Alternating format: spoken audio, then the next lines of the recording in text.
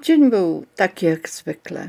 Lena wróciła ze szkoły, zdjęła buty przy drzwiach i w ciszy przeszła przez kuchnię. W domu panował znajomy zapach herbaty i lekko przypalonego obiadu. Najpierw zrobiła to, co zawsze. Pozmywała naczynia, wyniosła śmieci, sprawdziła, czy wszystko w domu jest na swoim miejscu. Potem usłyszała głos macochy z drugiego pokoju. Lena, przestań się bujać w obłokach, zajmij się czymś pożytecznym. Nie było w tym wielkiej złości. To były słowa powtarzane tak często, że brzmiały prawie jak część codziennego rytuału. Ojciec siedział przy stole i tylko skinął głową, jakby to było coś oczywistego. Twoja macocha ma rację, powiedział spokojnie. Marzenia nic nie dają. Lena nie odpowiedziała. Już dawno nauczyła się, że lepiej jest po prostu milczeć. Po chwili wzięła zeszyt z biurka i cicho poszła na górę. Na poddaszu miała swój mały pokój. Skosy dachu sprawiały, że trzeba było uważać, żeby nie uderzyć głową w belkę. Stało tam tylko łóżko, małe biurko i krzesło. Ale dla Leny to było jedyne miejsce w domu, gdzie mogła być naprawdę sama. Usiadła przy biurku i otworzyła zeszyt. Na marginesach stron były rysunki. Małe postacie, drzewa, jakieś dziwne miasta.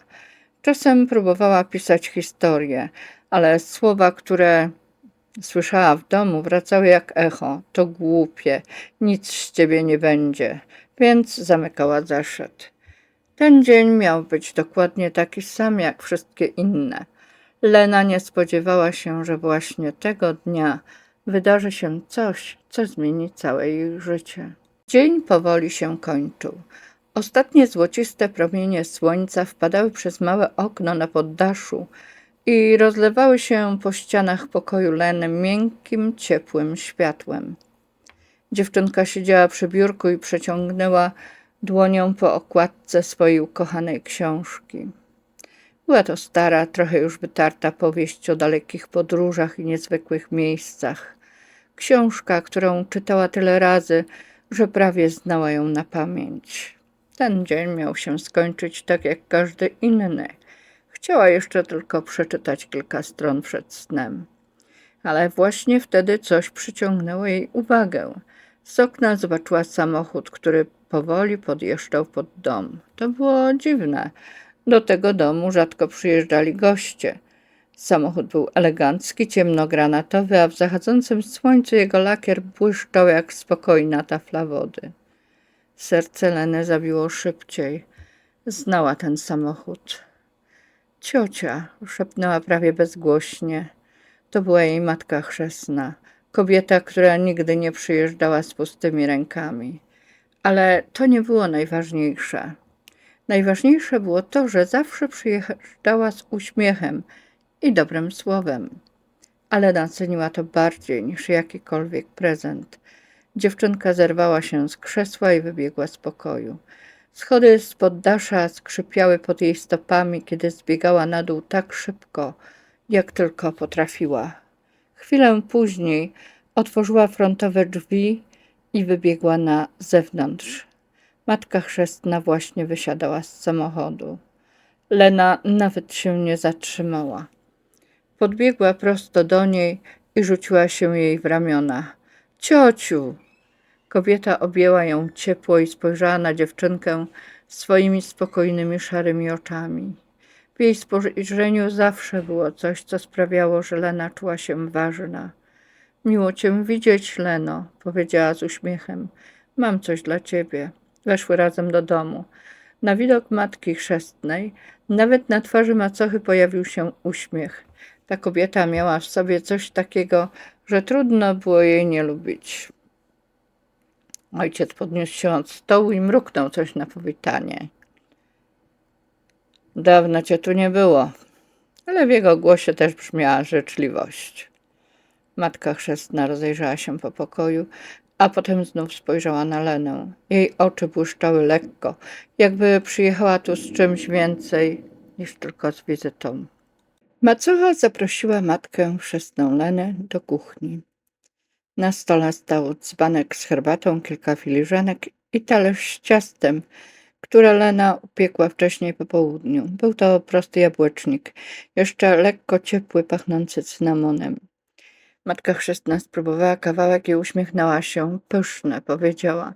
Naprawdę pyszne. Spojrzała na Lenę z uznaniem. Masz wiele talentów, Leno. Przy stole zapadła krótka cisza. Macocha uniosła brwi i wzruszyła ramionami. Może i potrafił piec ciasto, powiedziała z lekką przekąsem. Oby tylko nie była taka roztrzepana w innych sprawach. Ojciec odchrząknął i jak zwykle postanowił coś dodać. Dziewczyna powinna raczej skupić się na czymś praktycznym, mruknął. Marzenia nikogo jeszcze nie wykarmiły. Lena spuściła wzrok. Słyszała takie słowa tyle razy, że przestały ją nawet dziwić. Ale matka chrzestna milczała przez chwilę i patrzyła na dziewczynkę uważnie. W jej oczach pojawił się cień smutku. Wiedziała, ile ta dziewczynka w sobie nosi. Wiedziała też, jak łatwo można zgasić w kimś wiarę w siebie, jeśli przez lata słyszy się tylko to, czego rzekomo się nie potrafi. Przez jej myśl przemknęło wspomnienie. Twarz przyjaciółki, matki Leny. Kobiety, która przed śmiercią ścisnęła jej dłoni, powiedziała cicho: zaopiekuj się nią, proszę. Od tamtej chwili traktowała Lenę jak własne dziecko. Patrząc teraz na dziewczynkę, matka chrzestna widziała jedno. Lena potrzebowała czegoś więcej niż tylko dobrego słowa. Potrzebowała kogoś lub czegoś, co pokaże jej drogę. Kogoś, kto będzie potrafił powiedzieć jej zupełnie coś innego niż to, co słyszy w tym domu każdego dnia. I wtedy przypomniała sobie o czymś, co mogłoby jej pomóc. O narzędziu, które potrafiło uczyć, pokazywać nowe możliwości, zadawać pytania i prowadzić człowieka dalej. Matka chrzestna spojrzała jeszcze raz na Lenę i podjęła decyzję. Po chwili rozmowy matka chrzestna spojrzała na Lenę i uśmiechnęła się lekko. Myślę, że to dobry moment, powiedziała spokojnie. Zanim wypijemy herbatę do końca, chciałabym ci przynieść coś z samochodu. Wyszła na zewnątrz i po chwili wróciła z dużym pudełkiem. Postawiła je na stole. Lena patrzyła na nie z zaciekawieniem. Macocha zmrużyła oczy i przechyliła głowę. A co to takiego? Spytała z nutą podejrzliwości. Ojciec również spojrzał na pudełko, jakby próbował zgadnąć, co jest w środku. Jakiś sprzęt? Mruknął. Do czego to właściwie służy? Matka chrzestna uśmiechnęła się spokojnie. To laptop, powiedziała, do nauki. W szkołach dzieci coraz częściej z nich korzystają. Macocha wzruszyła ramionami. Jeśli to jej ma pomóc w szkole, to chyba dobrze, powiedziała obojętnie. Ojciec też kiwnął głową. Byle tylko nie siedziała przy tym całymi nocami, dodał pół żartem. Matka chrzestna spojrzała na Lenę. Otwórz. Dziewczynka ostrożnie podniosła pokrywkę pudełka. W środku rzeczywiście był laptop. Jej oczy rozjaśniły się natychmiast. W szkole mamy takie komputery, powiedziała z przejęciem. Mogę pokazać wam, jak to działa. Ale macocha tylko machnęła ręką. Weź to na górę, przerwała jej, i trzymaj w swoim pokoju. Nas to nie interesuje. Ojciec dodał z lekkim znużeniem. Tak, tak, rób tym, co chcesz, byle nam tylko o tym nie zawracać głowy. Lena na chwilę zamilkła. Potem spojrzała na matkę chrzestną. Ciociu, czy możemy pójść na górę? Spytała cicho. Chciałabym zobaczyć, jak to wszystko działa. Matka chrzestna skinęła głową. Oczywiście. Pochyliła się lekko i powiedziała ciszej. Zresztą w środku jest jeszcze jedna niespodzianka. Oczy Leny zrobiły się jeszcze większe. Dziewczynka wzięła pudełko w ramiona, jakby trzymała coś bardzo cennego. Razem z matką chrzestną ruszyły po schodach na poddasze, a Lena jeszcze nie wiedziała, że właśnie zaczyna się coś, co zmieni całe jej życie. Lena postawiła pudełko na biurku i ostrożnie wyjęła laptop. Matka chrzestna usiadła obok niej. Przez chwilę milczała, jakby zbierała myśli. Potem spojrzała na dziewczynkę bardzo poważnie, ale jednocześnie ciepło. Leno, powiedziała spokojnie, wiem, że masz wiele talentów. Dziewczynka spojrzała na nią zdziwiona.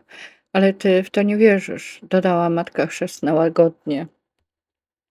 Lena spuściła wzrok. Posłyszysz inne słowa, ciągnęła kobieta. Jesteś głupia, nic nie potrafisz, przestań marzyć. W pokoju zapadła cisza.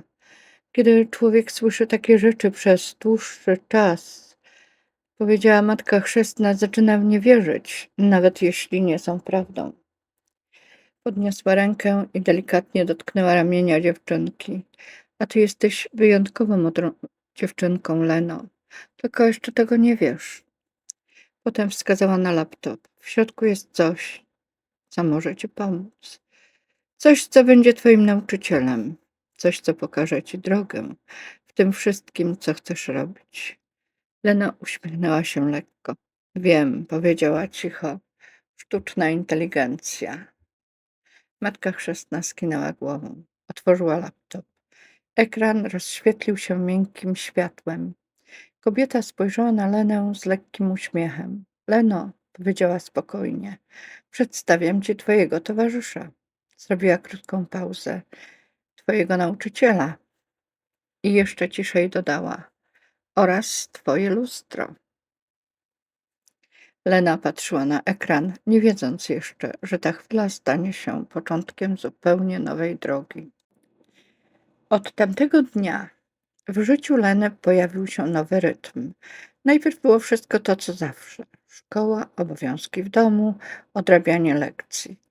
Nic na dole domu się nie zmieniło. Te same słowa, te same zwyczaje, ta sama codzienność. Ale coś zmieniło się na poddaszu. Kiedy tylko kończyła swoje obowiązki, Lena szła na górę. Tam czekał na nią laptop i ktoś, z kim mogła rozmawiać. Na ekranie pojawiało się zdanie, które zapamiętała już pierwszego dnia. Witaj, Leno. Pokaż mi świat twoimi oczami. I Lena zaczęła opowiadać, najpierw nieśmiało, o rzeczach małych i zwyczajnych, o drzewie za oknem, o ptakach, które siadały na dachu, o historii, którą wymyśliła kiedyś w zeszycie. Ale z każdym dniem mówiła coraz więcej. Po raz pierwszy w życiu mogła zadawać pytania: dlaczego świat jest taki, jaki jest?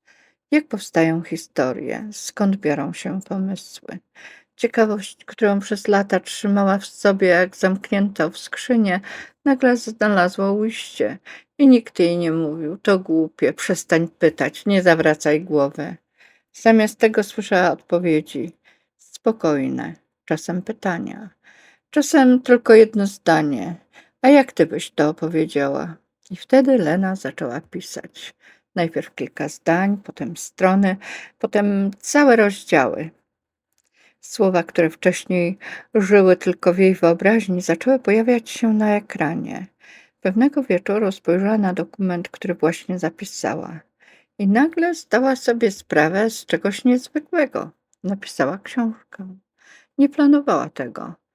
Po prostu opowiadała świat tak, jak go widziała.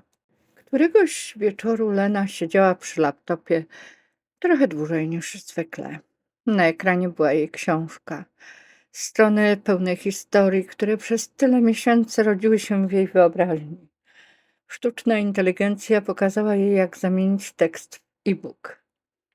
Jak dodać okładkę, jak zapisać plik. Lena przez chwilę patrzyła na ekran. Potem wzięła głęboki oddech i wysłała książkę do jednej osoby, do swojej matki chrzestnej. Minęło kilka dni. Lena prawie zapomniała o wysłanej wiadomości, aż pewnego popołudnia pod dom znów podjechał znajomy samochód, ciemnogranatowy. Dziewczynka od razu poznała ten dźwięk silnika. Serce zabiło jej szybciej. Chrzestna wysiadła z samochodu, trzymając w ręce tablet. Weszła do domu niemal bez słowa. Leno, powiedziała, kiedy tylko ją zobaczyła. W jej głosie było coś, czego Lena jeszcze nigdy wcześniej nie słyszała. To ty to napisałaś? Podniosła tablet. Na ekranie była książka. Książka Leny. Macocha spojrzała na ekran z lekkim zdziwieniem. Książka? Powiedziała z niedowierzaniem.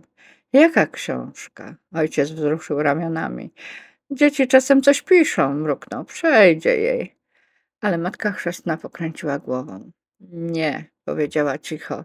Spojrzała na nich bardzo poważnie. To nie jest zwykłe pisanie.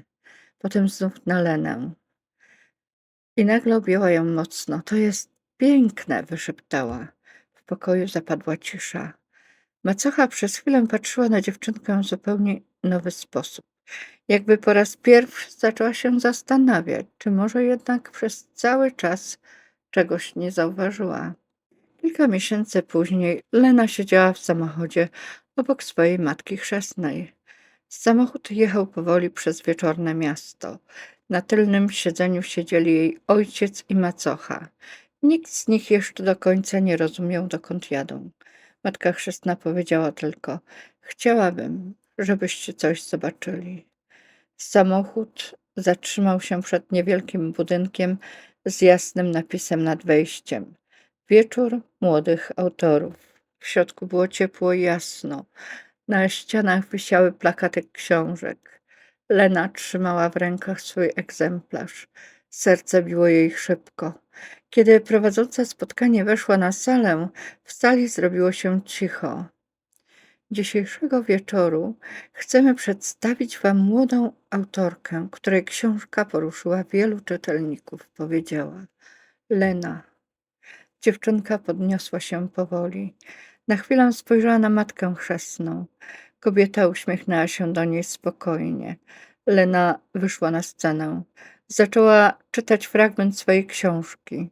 Jej głos był cichy, ale pewny. W słowach, które czytała, był świat widziany jej oczami, świat pełen wyobraźni, dobra i mądrości. Na sali panowała absolutna cisza. Ojciec patrzył na scenę z coraz większym zdumieniem, ale macocha nagle poczuła, że coś ściska ją w gardle. Słuchała dziewczynki, którą przez tyle lat uważała za marzycielkę, za dziecko, które nic nie potrafi, a teraz widziała przed sobą kogoś zupełnie innego. Mądrą, wrażliwą, silną. I nagle w jej policzku spłynęła łza. Matka chrzestna zauważyła to i delikatnie położyła dłoń na jej ramieniu. Widzisz? Szepnęła. Macocha tylko skinęła głową. Patrzyła na Lenę tak, jakby widziała ją po raz pierwszy w życiu, bo dopiero teraz zaczęła rozumieć, że to dziecko było niezwykłe od dawna, tylko nikt wcześniej nie chciał tego zobaczyć. Po spotkaniu Lena podpisała kilka egzemplarzy swojej książki. Kiedy wyszli z budynku, macocha podeszła do niej powoli. Przez chwilę nie wiedziała, co powiedzieć. W końcu tylko objęła dziewczynkę. Przepraszam, wyszeptała. Lena spojrzała na nią spokojnie i uśmiechnęła się, bo wiedziała już jedną rzecz. Czasem wystarczy jedno lustro, które pokaże ci prawdę. Po wieczorze autorskim wrócili do domu późno. Przez chwilę wszyscy stali w milczeniu w przedpokoju. Ojciec wciąż wyglądał na zaskoczonego. Macocha była dziwnie cicha. W końcu Lena powiedziała nieśmiało: chciałabym wam coś jeszcze pokazać. Spojrzała na schody prowadzące na poddasze. Nigdy tam nie byliście. Macocha i ojciec wymienili spojrzenia. Matka chrzestna uśmiechnęła się lekko. Myślę, że to dobry pomysł, powiedziała. Powoli wszyscy weszli po skrzypiących schodach. Poddasze było niewielkie. To samo łóżko, to samo małe biurko, to samo okno pod dachem, ale na ścianach wisiało coś, czego wcześniej nikt nie widział. Obrazy. Dziesiątki obrazów, malowane nocami w ciszy. Las w porannym świetle, ptaki nad dachami miasta. Dziwne, piękne miejsca z wyobraźni. Macocha zatrzymała się przy jednym z nich. Ty to namalowałaś? Spytała cicho. Lena skinęła głową.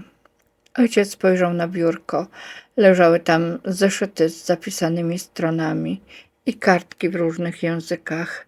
Co to jest? Zapytał zdumiony. Uczyłam się, odpowiedziała Lena. kilku języków. Macocha spojrzała na nią szeroko otwartymi oczami. Ale kto cię tego wszystkiego nauczył? Lena przez chwilę milczała. Potem podeszła do biurka. Otworzyła laptop. Ekran rozświetlił się znajomym światłem. Dziewczynka spojrzała na nich spokojnie. Chcę wam pokazać moje lustro, powiedziała. Dzięki niemu zobaczyłam, co potrafię. Na ekranie pojawiło się zdanie. Witaj, Leno. Pokaż mi świat twoimi oczami. W pokoju zapadła cisza. Ojciec i macocha patrzyli na ekran, a potem na dziewczynkę. I po raz pierwszy naprawdę ją zobaczyli. Na poddaszu wciąż panowała cisza. Laptop świecił spokojnym światłem. Ojciec patrzył na obrazy na ścianach. Matka chrzestna stała trochę z boku. Macocha długo nic nie mówiła. W końcu podeszła do jednego z obrazów. Przesunęła dłonią po jego krawędzi. Ja, zaczęła cicho, zatrzymałaś się na chwilę, jakby trudno jej było znaleźć słowa. Potem spojrzała na Lenę. W jej oczach nie było już surowości. Było coś zupełnie innego. Nigdy nie poznałam miłości od mojej matki, powiedziała w końcu. Nikt mnie nie uczył, jak ją dawać. W pokoju było tak cicho, że słychać było tylko tykanie starego zegara na dole. Dlatego byłam dla ciebie taka, urwała, taka twarda. Po jej policzku spłynęła łza. Myślałam, że tak trzeba wychowywać dzieci. Spojrzała na laptop stojący na biurku. A teraz rozumiem, powiedziała cicho. Gdyby nie to twoje lustro, może ty też stałabyś się kiedyś taka jak ja? Lena popatrzyła na nią spokojnie.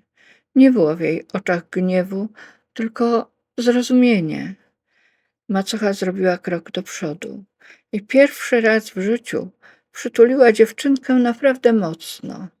Dziękuję ci, wyszeptała, że pokazałaś mi coś, czego sama nigdy nie miałam.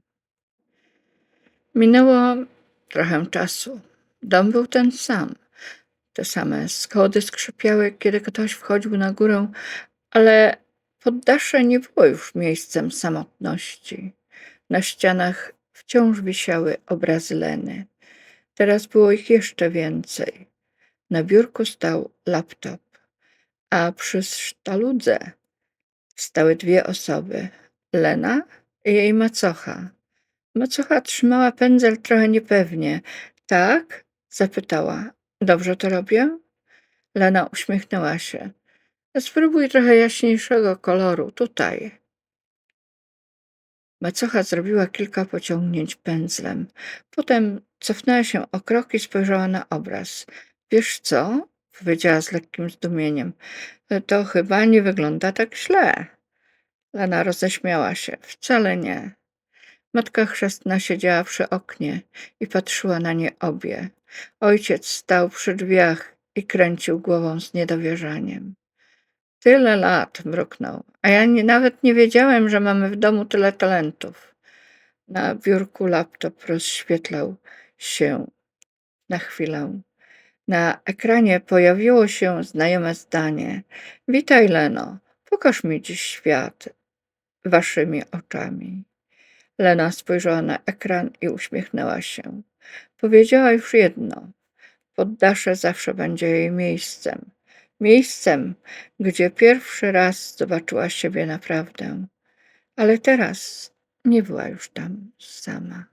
A jeśli wśród was jest ktoś, kto przez lata słyszał, że nie potrafi, że nie jest wystarczająco dobry, że powinien przestać marzyć, może czas spróbować jeszcze raz?